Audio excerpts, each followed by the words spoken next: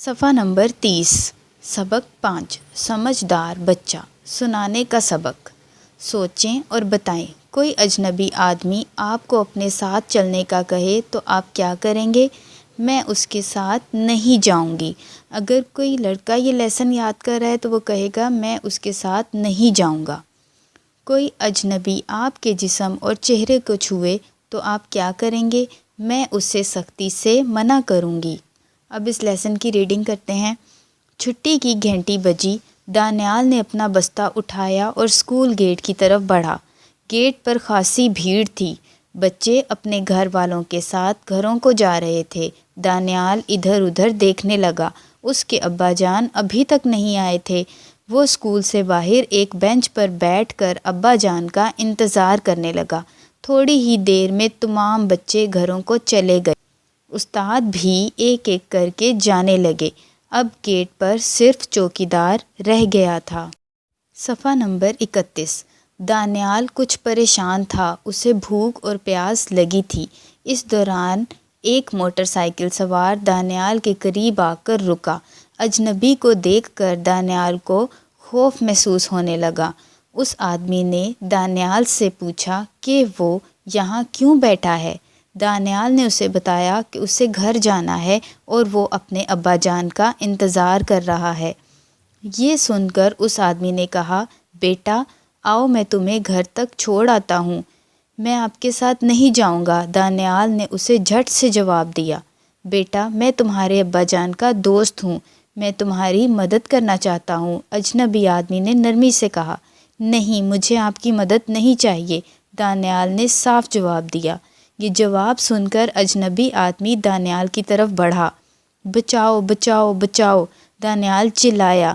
دراصل دانیال کو اپنی استانی جی کی بات یاد آ گئی تھی کہ کوئی اجنبی تمہیں اپنے ساتھ زبردستی لے جانے کی کوشش کرے تو شور مچا دو۔ دانیال کی آواز سن کر چوکیدار دوڑا دوڑا آیا۔ چوکیدار کو آتا دیکھ کر اجنبی نے جلدی سے موٹر سائیکل سٹارٹ کی اور وہاں سے بھاگ نکلا۔ چوکیدار آیا تو دانیال نے ساری بات بتا دی۔ چوکیدار نے کہا، بیٹا شکر ہے تم نے شور مچا دیا اور بچ گئے۔ ایسے آدمی بچوں کو اغوا کر کے لے جاتے ہیں۔ صفحہ نمبر 32 اس دوران دانیال کے ابا جان بھی آ گئے۔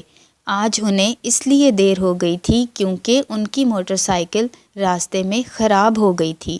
چوکیدار نے دانیال کے ابا جان کو سارا واقعہ سنایا۔ دانیال کے ابا جان یہ سن کر پریشان ہو گئے۔